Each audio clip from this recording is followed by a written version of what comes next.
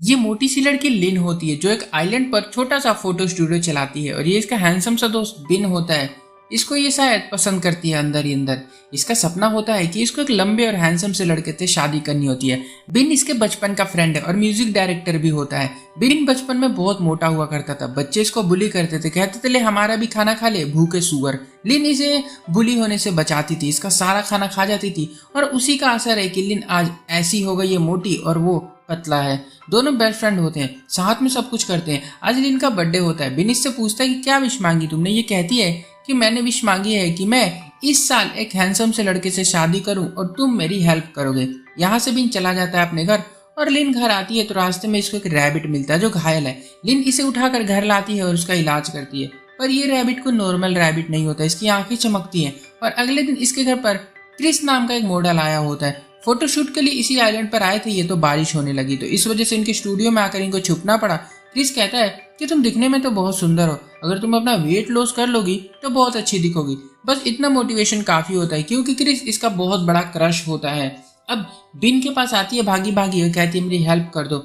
बिन इसे एक diet plan बनाकर देता है, इसको फॉलो करते हैं ये लोग तो कुछ दिनों में ये 1 किलो अपना वजन कम कर लेती है। 1 किलो से क्या ही होगा, इसका वेट 100 से भी ज्यादा होता है। एक रात इसका रैबिट इसे एक घर में लेकर जाता है। ये घर अजीब है, ऊपर से नीचे और नीचे से ऊपर हो रहा होता है और इसके अंदर ये गिर जाती है और वहां से आवाज आती है कि विश मांगो, मैं तुम्हारी 2 विश पूरी कर सकता हूँ। ये ड्रीम फिक्सर होता है। ये कहती है ना पहली विश ये है कि मुझे पतला कर दो।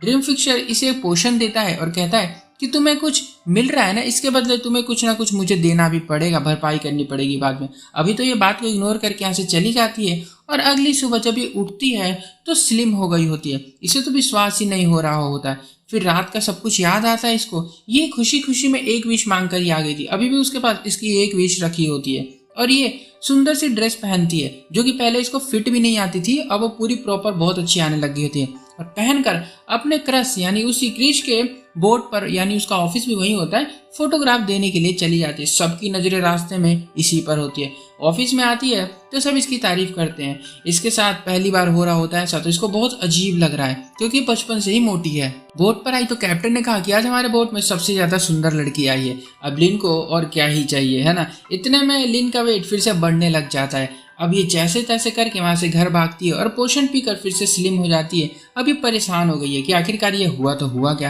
रात को बिन जब इसके घर आता है तो ये अपनी बॉडी में बहुत सारे कपड़े लपेट कर मोटी बन जाती है ताकि उसको मोटी दिखे। जब पकड़ी जाती है तो ये कहती है ना कि मैं लिन की फ्रेंड हूँ, पर ये कहता है नहीं नहीं नहीं तुम तो लिन ही हो। और इतने में इसका वेट बढ़ने लग जाता है। ये पोषण 10 आवर तक काम करता है। 10 घंटे में हमेशा इसको पोषण लेना होगा वरना ये फिर से मोटी हो जाएगी। बिन को सब कुछ बताती है पर बिन नहीं मानता, कहता है ऐसा थोड़ी होता है, डाइट करो, एक्सरसाइज करो, ये क्या बहाने बना रही हो तुम, है ना।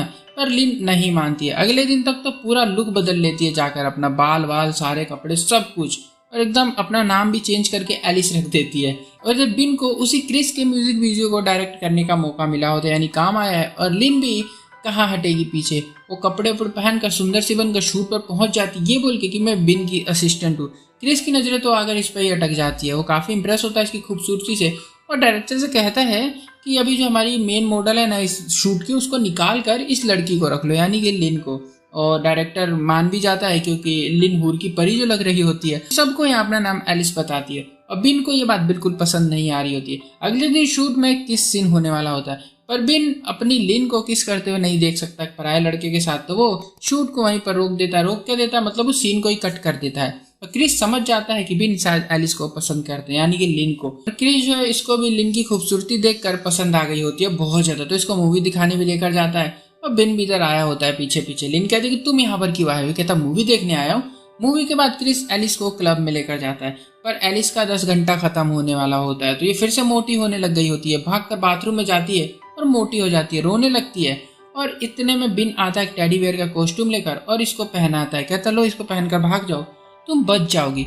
इतने में क्रिस आ जाता है और बिन से कहता तुम हमारा पीछा कर रहे हो क्या। इतने में लिन और टैडी का कॉस्ट्यूम पहनकर वहां से जा रही थी। क्रिस उसको देखता है और ये ना कहता है ना कि मोटी लड़कियां बहुत बुरी होती है, उनको खूब मजाक बनाता है। बिन कहता है कि मजाक क्यों उड़ा रहे हो, मोटे लोग होते हैं तो उसमें गलत क्या है, होते तो होते हैं। और लिन ये सब सुनकर बहुत दुखी हो रही होती है कि देखो कितना बदतमीज है एक नंबर का। क्रिस का मानना होता है कि मोटे लोग सुंदर नहीं होते, उनको अपने मेकअप पे या अपने ऊपर ना खर्चा नहीं करना चाहिए, क्योंकि अगर वो कुछ भी कर लेना तो सुंदर नहीं दिख सकते हैं। कहता मुझे देखो मैं एक्सरसाइज करता हूँ और कितना फिट हूँ।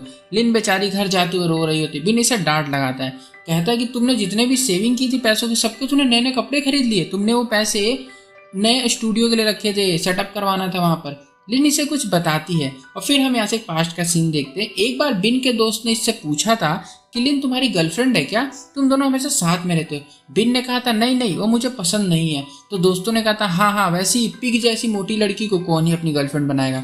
अब ये लाइन न सब कुछ लिन ने सुन लिया था और वही लाइन यहाँ पर बताती है ये इसको कि जब तुम्हारे दोस्त मजाक उड़ा रहे थे मेरा, तब तुमने मतलब मुझे बचाया नहीं था, बोला नहीं था उनको कुछ कि ऐसा नहीं करना चाहिए। और जब मैं सुंदर बन गई हूँ और क्रिस के साथ हूँ तो तुम्हें प्रॉब्लम हो रही है, तुम जल रहे हो मुझसे।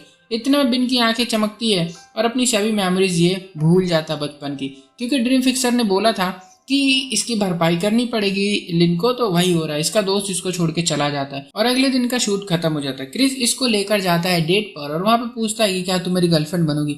और ये पूछती है ना कि अगर मैं मान लो बाद में मोटी हो जाती हूँ तो क्या तुम मेरे साथ ऐसे ही रहोगे।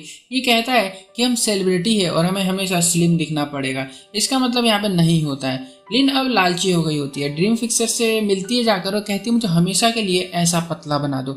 इधर बिन को घर में कुछ फोटोज दिखती हैं, इसकी और लिन की बचपन की होती, जिसको देखकर इसको लिन के साथ बिताए हुए सारे पलों की याद आने लगती है, पर ये पहचान नहीं पा रहा होता कि कौन है। और फिर उसकी याद में एक सॉन्ग बनाने लगता है। और लिन इधर परमानेंट स्लिम बनने आई थी हमें पता ही है, तो ये कहता है कि बना दूंगा पर बदले में मैं तुमसे कुछ लूंगा।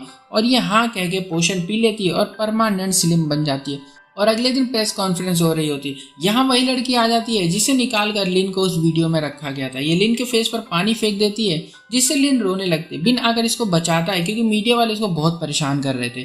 पूछता है कि मैं तुम्हें जानता हूँ क्या। ये सुनकर ये रोने लगती है और समझ जाती है कि ड्रीम फिक्सर ने मेरे दोस्त की मेमोरी से मुझे गायब कर दिया है। लिन के सभी फोटोज से इसका चेहरा भी गायब हो गया होता, मतलब इसका बिल्कुल वही मिट गया। अगर ये वापस से मोटी हो जाती है ना तो कोई भी इसको पहचान नहीं पाएगा। लिन रोती है, इसे सब भूल गए हैं तो इस वजह से ये भागती है ड्रीम फिक्सर के पास और कहती है कि मुझे मैजिक वापस ले लो, मुझे नहीं होना। पर ये ड्रीम फिक्सर कहता है कि नहीं मैं तुम्हारी 2 विश पूरी कर सकता था और वो मैं कर चुका हूँ, अब नहीं हुआ। लिन बहुत रिक्वेस्ट करती है तो ये मान जाता है और फिर से इसको पहले जैसी बना देता है। वापस ये मोटी होकर बिन से मिलती है और पूछती है कि तुमने मुझे पहचाना, मुझे जानते हो तुम। बिन कहता है हाँ तुम तो लिन हो, मेरी बचपन की फ्रेंड। और इस तरह से लिन बहुत ज़्यादा खुश हो जाती है क्योंकि इसका मैजिक वापस चला गया होता है और ये दोनों फाइनली मिल जाते हैं। और यहाँ पर ये जो मूवी थी ये खत्म हो जाती है। ये एक चाइनीज़ मूवी है जिसका नाम है ओवरसाइज लव। इसको देखना है तो जरूर देखना क्योंकि बहुत अच्छी है और बड़ी सी मूवी है ये। हालांकि तो शॉर्ट एक्सप्लेनेशन था खाली इसका। ओके तो वीडियो अच्छी लगी तो लाइक कर देना, चैनल को सब्सक्राइब कर दो वीडियोस को देखने के लिए। मिलता हूँ तब तक के लिए बाय।